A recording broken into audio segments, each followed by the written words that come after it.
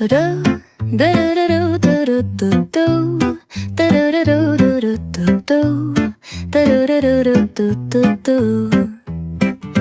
sun is shining bright. Здравейте! Аз съм Бени. Абонирайте се за моя канал. Пак са 3 почивни дни. Предишния път останахме в София. Общо взето чистих прах, готвих и нищо съществено.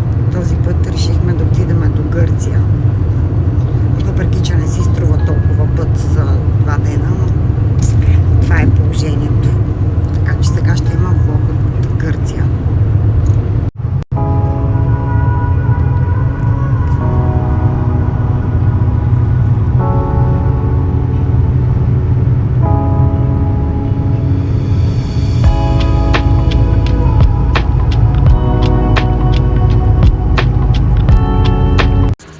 И вече сме в Гърция, пристигнахме, настанихме се, после ще покажа и стаята. И седнахме в едно заведение да хапнем нещо.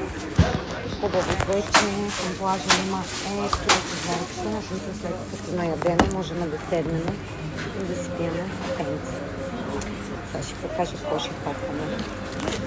Огромна салата, където вече даже сме сложили починиите.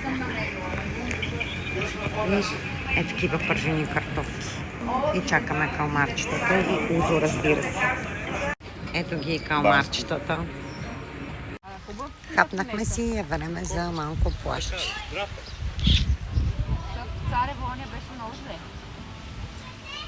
Чакам да дойде сервичорката да си поръчам едно фрапенце.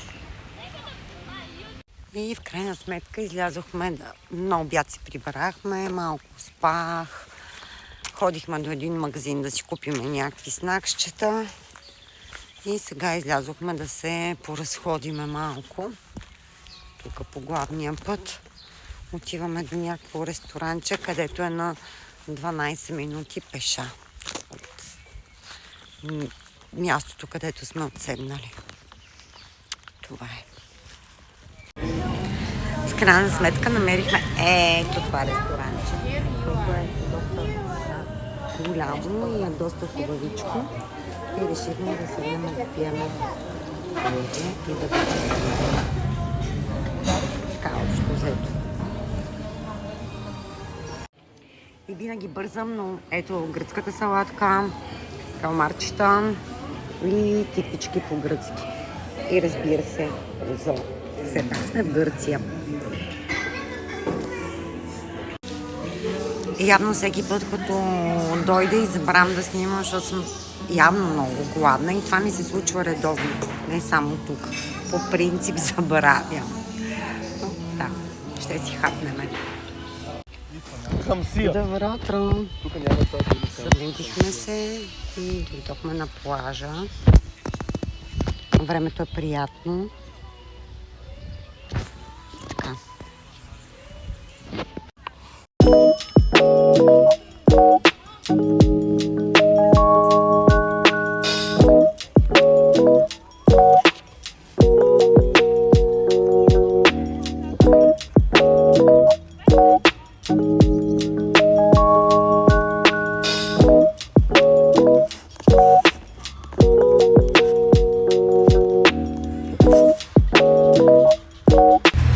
Така аз съм рошла, защото не съм се сресала, но дойдохме в Неапарамс да се разходиме.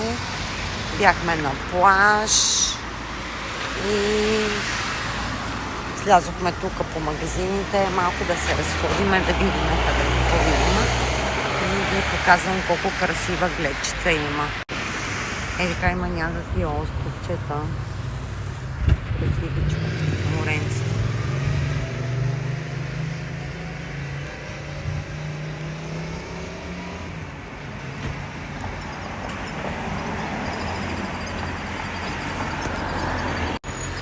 Да, всъщност това ни е втория ден тук. Утре си тръгваме.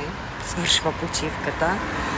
Но не съм снимала нищо. Що не съм снимала? Не знам, защото цял ден си стоях на плажа. Явно съм доста изморена. И ми се иска така повече да си почивам. Иска ми се и да снимам. Забравям. Нямам навика все още така че мога евентуално да влеза в някой хранителен магазин и да покажа какви са цените в Гърция, за да може да се подготвите за лятото. Защото все пак, колкото и да ходите по ресторанти, аз винаги в хотела или в апартамента или в вилата, която си наемаме, винаги купувам някакви снаксчета задължително, защото някой път ме мързи. Георги постоянно иска нещо да хапва и винаги взимам чипсчета, вафлички, бомбони, бисквити, вода, разбира се, така че да, мога да ги покажа как дъжд се изсипа. Да се стоиме и такъв дъжд се изсипа, че просто страшен.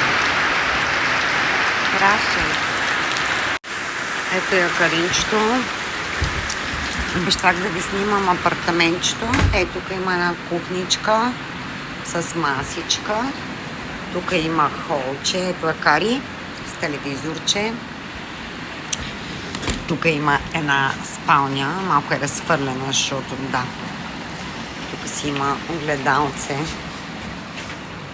Ето ме мене. И тук има още една спалня. Това е цялото апартаментче и една баня с туалет. Ето. Това е всичко, което има в апартаментчето. Минаха 3 почивни дни и сега се прибираме към София.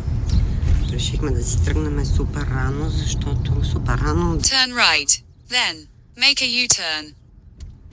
Защото трябва и вкъщи да оправяме, да готвя, да чистя. И така. Това беше. Върнахме се, прибрахме се, аз си скъпах, оправих си багажа. Бях много приятно изненадана, че като се прибрах и Георги беше изчистил цялата къща. Перфектно беше сменил чаршафите, детето беше измило, искаше да ме зарадва. Относно цените в Гърция, една идея са по-скъпи от миналата година. Примерно гръцката салата в ресторантите 12 евро, миналата година мисля, че беше около 10. Калмарите са 14 евро, миналата година мисля, че бяха около 10-11, може би са били 12. Узото, което е 200 милилитра, беше миналата година 7,50 евро, тази година е 9,50 евро.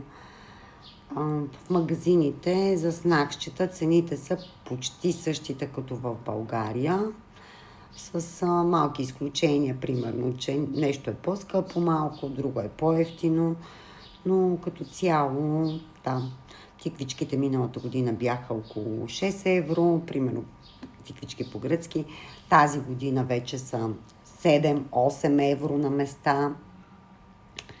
Общо взето това е. Но да, все пак е по-добре да отидеш в Гърция, отколкото на нашото Черноморие. Поне аз така смятам, защото тук е още по-скъпо. Върнах се, оправих си багажа, малко поспах, изкъпах се и сега е време да приготвя нещо за вечеря и отутре на работа. Нормално. Това е. До следващия път.